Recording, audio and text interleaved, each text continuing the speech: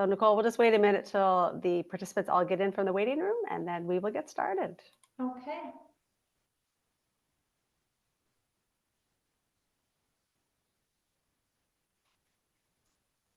Okay, I think we're good to get started, and others will join as they need to. So hello, everyone. Welcome to the first evening session of our evening, and I would like to welcome Nicole Gallus, who is with us tonight. So Nicole is a talent solutions manager focused in the food and beveraging processing industry. So after 10 years of recruiting in the industry, she noticed a gap with regards to the support for students and graduates, to start their career. So she also saw the need to attract people in this career. So she's got a couple things going on. She's like a gap noticer and problem solver. So she started a company called Food Grads in 2016 and had partnered with a career program called Careers Now. So in 2021, she sold her company to the talent solutions group called careersinfood.com and a couple of others located all throughout North America. She continues to grow Food Grads, supporting students and graduates, as well as increasing relationships with colleagues in colleges and universities. And she has gone back to her roots herself, partnering with organizations to be a third-party recruiter, so supporting other organizations and their hiring needs. Nicole is originally from the UK, immigrated to Canada in 2001, and she currently is located just outside of Toronto. So Nicole, I will turn it over to you just so that everyone knows there is a Q&A function that people they can't chat per se, but they can ask a question that you will see Nicole coming down on your little panel on the right-hand side. And I know that part of your presentation is a chance for questions and answers. So you can pull questions right from there. And if you need help with that, just let me know. Sounds good. The floor is yours.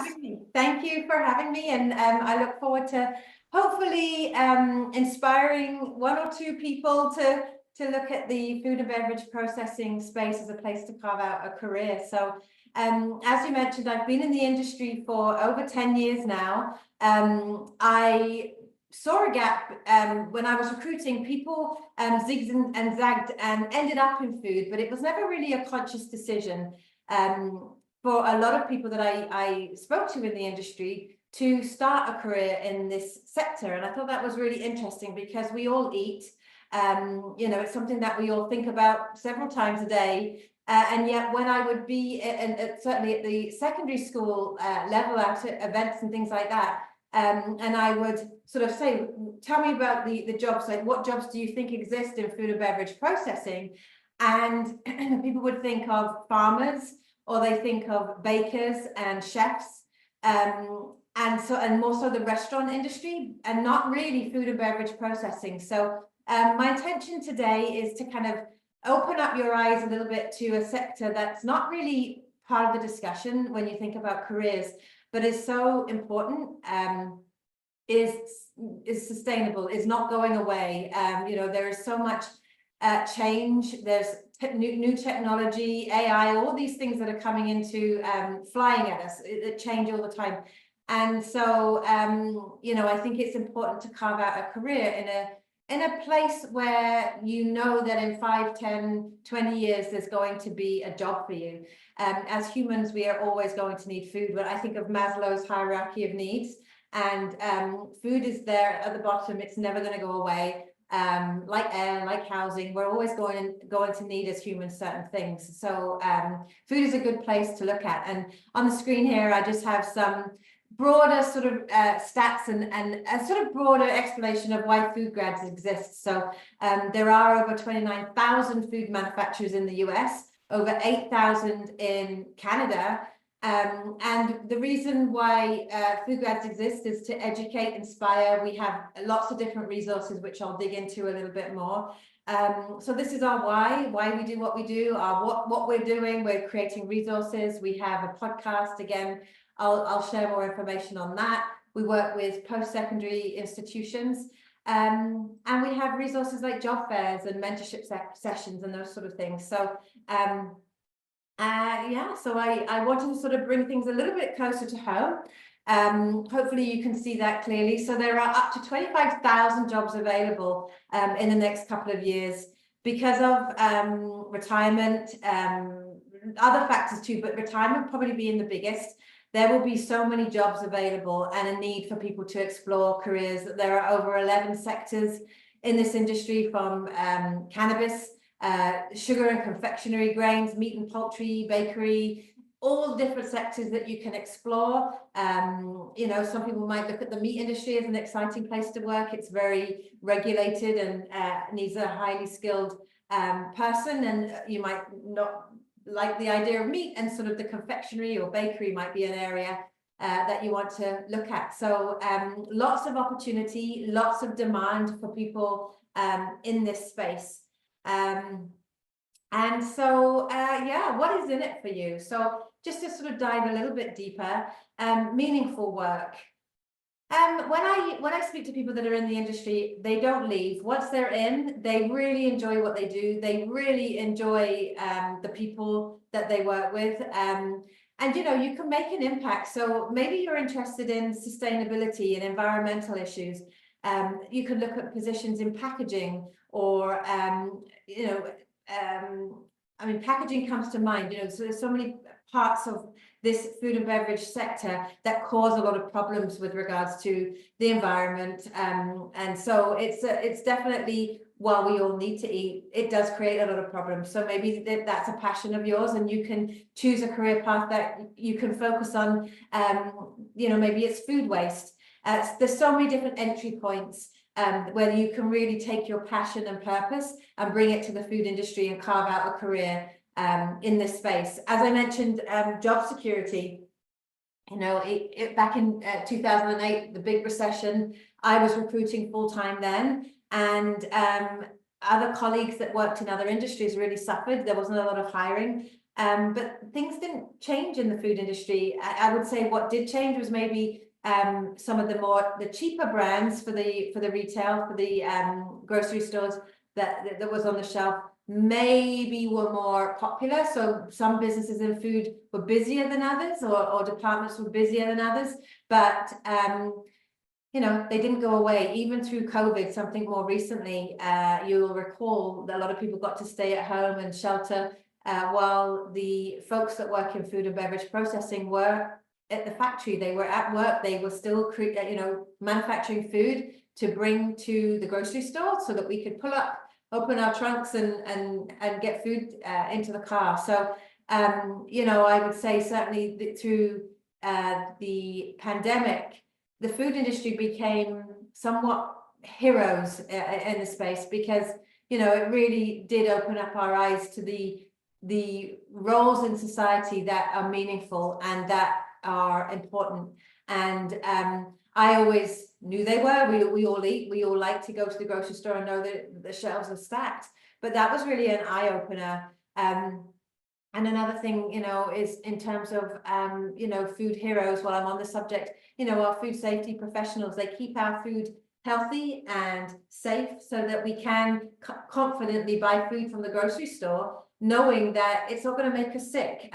You know, there are occasions where things go wrong, different recalls and that kind of thing. But ultimately, you know, I think our food is very safe by and large, and that is due to the food safety professionals and the policies in place.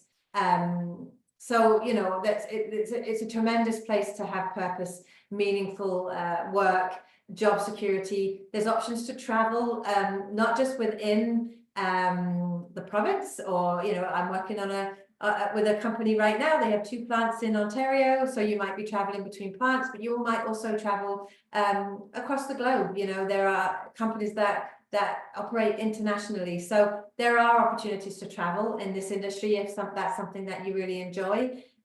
Even at more of a granular level, it depends on the role you have. You maybe travel to lots of different food plants because you're a food auditor. So, you know, again, there's lots of opportunity to not be stagnant, and there's a lots of variety of jobs, which I'll talk about a little bit more. And I'm completely biased. I've worked in this industry over 10 years, but the people are great. I mean, they're nurturing. They get into this industry because they want to feed people, which I can't imagine a better thing to do than to want to feed people. And a lot of people do love food, and they have a passion for food, and they might explore becoming a chef. And I think that's an extremely commendable position, becoming a cook, a chef. But maybe you go into that because you love food, and then you get to a point where the hours aren't so good for you, or you don't want to work in a restaurant every night. Maybe the money isn't something that you were hoping to, you don't become a celebrity chef. So, the salaries aren't where you want them to be. So you can bring that passion into the food industry. As I mentioned, there are lots of different ways to do that. You could become a corporate chef at an ingredients company. So instead of feeding a restaurant of 50 people every night, you're feeding the masses. You're creating food that ends up in the grocery store. So you're feeding much, much larger numbers. So those hopefully are different ideas that you may not have thought of in terms of exploring careers in the sector. So as I mentioned, the career paths, if you visit Food Grads, you can explore this page. On this, the careers in food and beverage, we have kind of split it up depending on the department. So you've got food safety, sales and marketing. I think it's important to keep in mind that regardless of your interest, there is a place for you in the food and beverage processing sector. We don't just look for people with food science degrees or an interest in R&D or microbiology that might go into a food safety position, a QA tech, a quality assurance technician, all those types of jobs. We do need HR people, we need operators, we need skilled trades. I cannot emphasize that one enough. Millwrights, industrial electricians, anybody that, as I mentioned, carves out a career in the food industry generally stays. And there really is a place for everybody in this industry, and great salaries to accompany those roles. You might start out in a more entry-level position, but you can certainly have the opportunity to grow in your role. And I've met lots of people that started out as an operator or on the line and become the VP of supply chain or a plant manager, or it depends on the size of the company. But there really is an opportunity to grow from within, because I can safely say this industry promotes from within, and they're very loyal and very proud. A lot of these companies are small to medium size, so they hire under 100 people, and oftentimes they're family run. So if you've shown that you're committed to their organization, then oftentimes you will find that you get lots of opportunity for advancement, for career advancement, because you've shown the owners of the company that you're loyal, that you're a hard worker, and that you're willing to work your way up in the organization. And then the benefits can be, very, very rewarding. So I would encourage you to visit the website to sort of poke around a little bit more. I will go through, so I've mentioned a few jobs already, but there's production jobs. And on the Food Grads website, we have these playbooks, ebooks, whatever you want to refer to them as, in each department. And they're really an interactive opportunity to learn about the position, understand what the role is, what you do when you go into the work in the morning and leave in the evening or during your shift.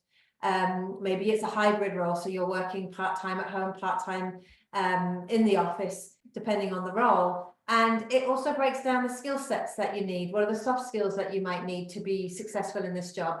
Some of the technical skills. So it really breaks things down. We've included podcasts, we've included videos and mentorship sessions. So you can really understand the role. And we've also included some of our education partners, so you can see where you can get the education if you want to continue with education, where you can go to school to increase your education to get these roles. So these are some of them. These are skilled work, skilled jobs, and these are just an example in the production department. Food safety, which I mentioned, food auditors are in huge demand right now. There's a lack of food auditors, so we look for people that will go into a plant and audit them. Are they following all the processes and procedures that they need to in order to stay safe, in order to sell their product to a Walmart, to a Costco, because obviously those giant retailers need to make sure that the food that they put on their shelves comes from a very reputable, safe place. So it's very interesting once you start to dive into who's actually bringing your food to the grocery store and ultimately to your table. All these different roles you probably haven't thought of: regulatory affairs specialists, food labeling, who puts the label on the packaging, who keeps your food safe, the HACCP has this control point, I can't remember all the letters mean, has this critical control point. It's basically, what is set up in the factory, in the facility, to make sure that foreign items don't end up in your food, to make sure that things are cleaned properly, so that there's no listeria outbreaks or any sort of food-borne illnesses, which can be deadly. So, it really is life and death. Very, very important positions. So business, we need salespeople, we need marketers, we need purchasers, buyers, brand managers, plant controllers. All these different positions exist in the food industry. This is more on the sort of the food scientists, the flavorists. Did you know a flavorist goes to school for 7 years, much like a doctor? I didn't know that before I really started digging into some of these roles. So there's a lot of interesting things to learn about our food, and then I'm still learning every day. You learn about what food science is. It's not making your food unhealthy and processed. It's actually the opposite of that. What can we use to keep our food safe? These people go into these professions because they want to put safe food on your shelf, but that can have a shelf life, because we do live in a world where we need to be able to buy food and it lasts a few days. So, these people are looking for the most effective ways to do that, the safest ways to do that, the most cost-effective ways to do that, so that you can afford healthy, safe food. So they're really important, and it's fascinating speaking to them and learning more. Supply chain and warehouse, logistics managers, shippers, receivers, commodity warehouse. Some of these facilities are huge and need professionals that understand how to keep things in order, how to manage these things. So, again, there are so many different opportunities in the industry. I do advise you to go visit the Food Grad site and go to the careers in the industry page and learn, educate yourself and explore, poke around. And then I'll now talk about a few more resources that we have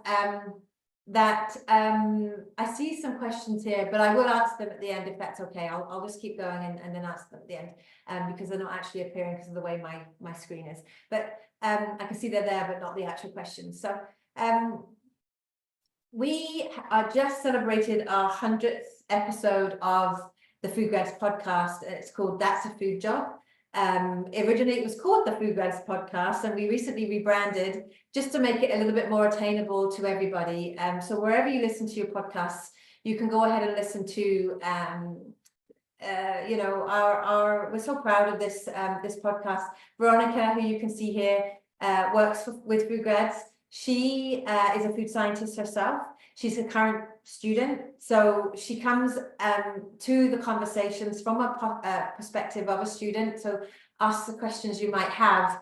And it's exciting to see this grow. She's interviewed a ton of different people from a ton of different places. The most recently, she interviewed somebody from Feastables, which is Mr. Beast's chocolate brand. So we do interview people in Canada and the US, really across the globe. If they're interesting and we want to learn more about what they do, we'll interview them. And I think it's really cool to bring in more brands that you're familiar with and excited about, learning about. So that sort of covers the podcast. And as I mentioned, we really appreciate your support. Go ahead and subscribe, listen to some of these conversations.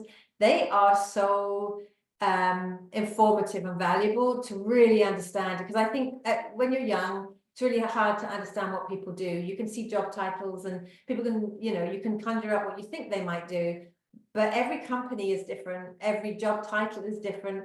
Every job title to every company might be a little bit different depending on the size of the company and what they do. So it's really cool to kind of listen to somebody that works at Kellogg's or Feastables or Cargill or McDonald's and sort of find out, on the corporate side. At McDonald's, we've interviewed people, so it's really cool to hear from their perspective what they love.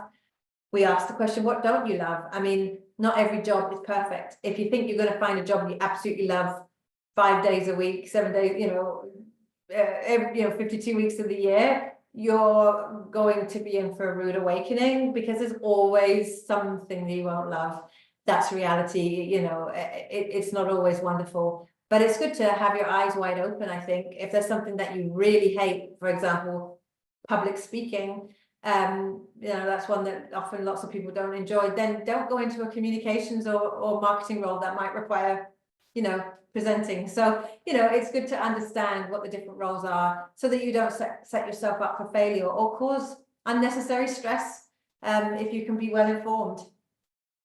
I'll just mention this really quickly. We have what we call our tasting room events. These are virtual, online, basically job fairs, career fairs. They're a mixture because they not only can you network and learn about the jobs, but you can also apply to the positions that they have.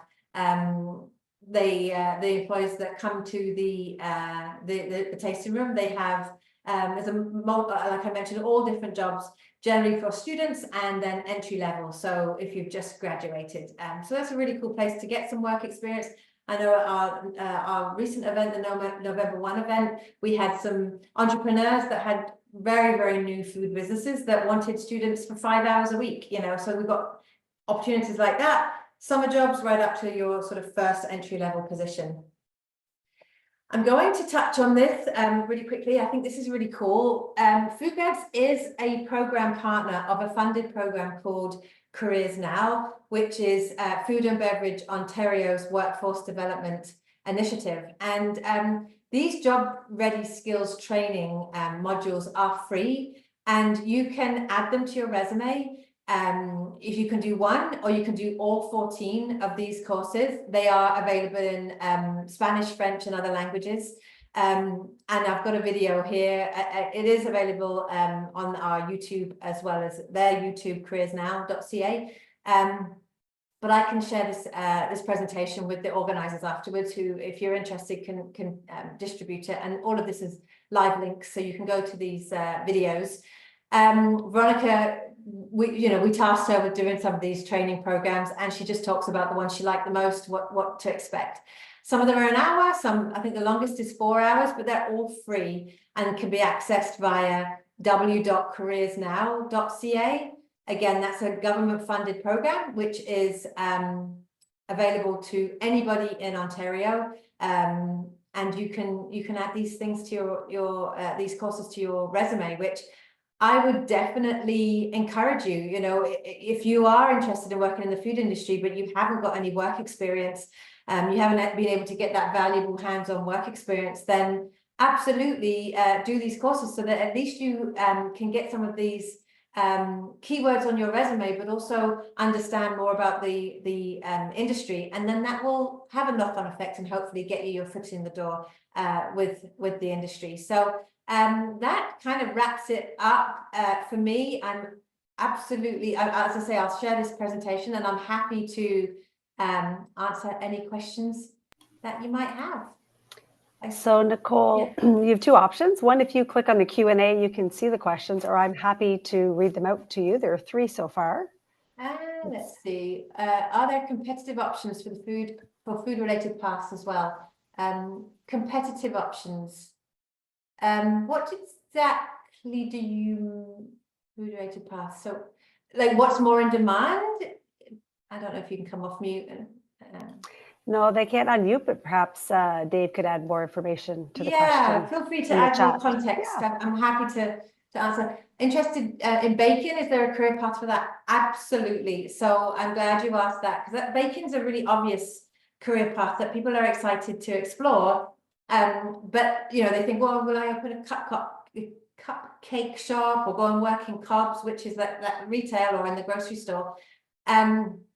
But here's an example. I have a client that is a baking ingredients manufacturer, and they look for bakers. They look for people that have that hands-on baking experience, and they will look at people that have done that in the retail environment. So, or someone that's passionate about baking, but ideally someone that's worked in the retail environment, because they bring those skills. How to bake. You don't necessarily have to be a food scientist. Like, they have food scientists on staff as well, so who can dissect the ingredients and kind of work from that scientific perspective, but they need that culinary creative mindset and skill set to be able to create the products. So yes, there are opportunities for people in the baking that are interested in baking. There are a lot of companies, and you know, you won't have necessarily heard of them. So Dawn Foods, Caldic, Embassy Ingredients, these are all names of companies that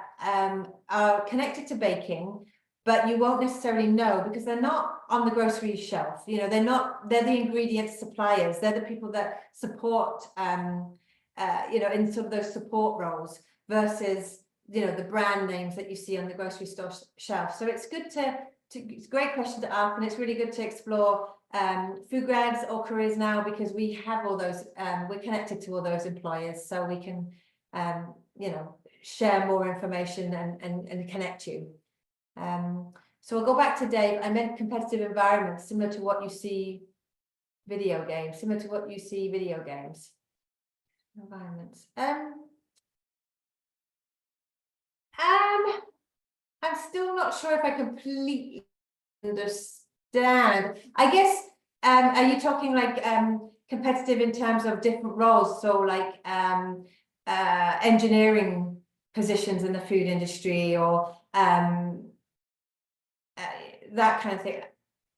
I'm not sure if I guess I'm not answering that very well, because I'm not sure if you mean like the competition. You mentioned video games. In that case, I would say no.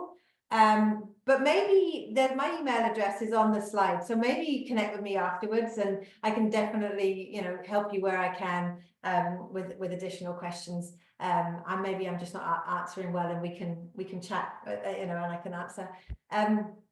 Do you interview people from well-known companies like Pepsi? Absolutely. So from my perspective, a company like Pepsi won't always use a recruiter like myself. And the reason for that is they're so huge. They have a really robust, huge HR department. So they have people like myself, recruiters like myself on staff. So they might from time to time need external third-party support like me, but most of the time I work with the small and medium companies that don't have a huge HR department. You know, they don't necessarily have a full-time recruiter. They maybe have somebody in the HR department that does a little bit of recruiting, but they're also busy with 1,000 other things on their desk. So they would go to an external recruiter like myself, who has a really huge network of people. So I would talk to people from Pepsi, because I might lure them over to another organization that I'm working with. You know, if someone from Pepsi is looking for a change, they might be interested to work with one of the companies I support. So I do talk to people from big companies, and certainly there are lots of opportunities with those big companies. I mean, you can go to any major job board, or even to our more niche job boards, and learn more about that. Are there certain products one might come into contact with working with food processing that one should be wary of? So certain products. I mean, I'm a mum. I'm going to put my mum hat on, and I think anything that you think in your gut is probably not good for you is probably not good for you. So I have these conversations all the time. There are things such as ultra processed foods, which might even be better named as food like items. Like, they're not actually food. If you think about what's actually considered food, it's so those whole foods, you know, that from the produce section. Now, who only eats like that? It's very challenging, and I don't think it's practical. I think there is lots of safe, healthy food that is processed, and I think processed food gets a bad rap because it encompasses so many things, like the carrots, the raw carrots that you see in the grocery store. They are considered processed. They've been through a process to be on the shelf and be packaged, etc. So processing is kind of a catch-all term, but I would say if you're looking at the Takis or some of those hot Cheetos and you eat a bag, you know, a bag of those, you're not going to feel very good, and there's a reason, because they're not really good for you. So yeah, look at the label. There are so many options for you now to be, you know, to be healthier. I would also be wary of some of the words that you don't understand, and educate yourself. I've learned more from talking to food scientists that sometimes that word means salt. It's just the scientific term for it. Sometimes it's not bad for you. It just looks scary because it's not a term that you're used to.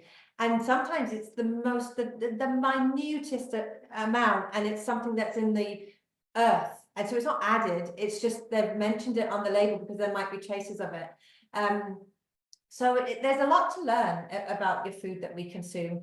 I'm a constant learner. Things are always changing, and thank goodness we do attract wonderful people into food science and R&D, and our chefs and our cooks that are attracted into these types of positions, because they don't, as I mentioned, they're not coming to make bad food for us. They don't set out to, you know, make everybody sick. They are actually looking to improve our food. Having said that, convenience food is just that. We do rely on it to a certain degree. I don't know anyone, especially busy mums like I can't really say I am as much now because my boys are in university, but there was a time that they're both playing hockey and running around, and I had to shop in the middle aisles, and you feel that sense of guilt of, oh, this is processing, you know, I'm grabbing it from the middle shelves, and this is healthy. But really, what option do we have in our busy lives? We don't have the time always to cook healthy food. We should try, and there are, you know, so many resources out there now, like, you know, the HelloFresh and those types of organizations, and there's certainly organizations that we work with. So yeah, I could keep going on that one in terms of what's healthy, what's not. Nicole, I have a question for you. What sort of, I guess, transferable skills would students be looking to build in high school that they can then take into whatever they might be looking at in terms of the food industry, processing or otherwise? Yeah. Yeah, I think it's always interesting. Like, my son worked at McDonald's while he was in high school. Both of them did, and I think the training at McDonald's is amazing. The food handling certificate that they get, and the training, you know, the hand washing, the things that they learn. I wouldn't necessarily say that McDonald's is cooking, and they will admit that it's very process driven. It's very safe though. I always found it quite a relief. Because we ate McDonald's, we sometimes grab McDonald's, and you know, you think it's not necessarily the healthiest, but it was interesting to hear their perspective that it's very healthy in terms of cleanliness.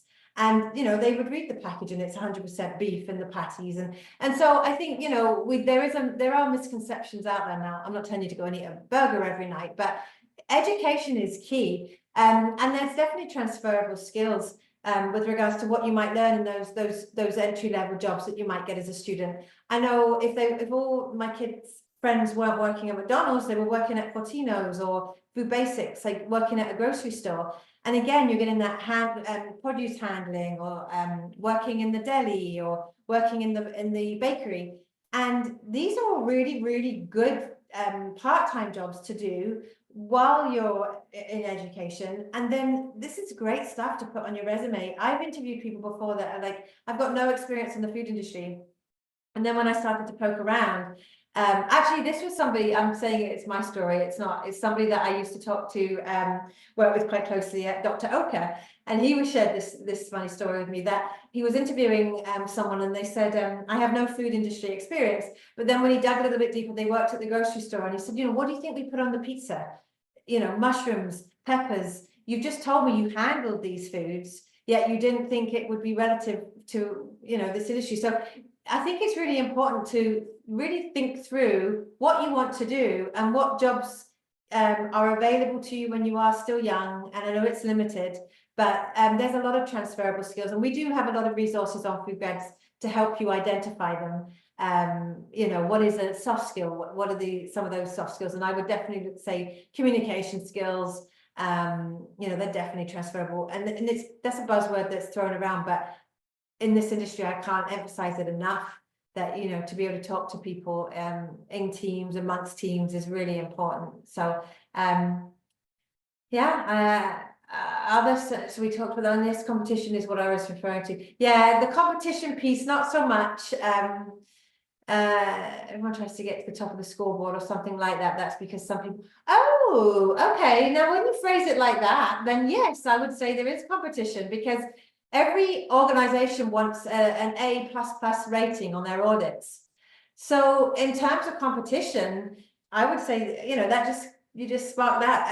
I'm recruiting for a role right now, and this one organization won't entertain people that are coming from food companies that haven't got a sort of A++ on every audit that they do.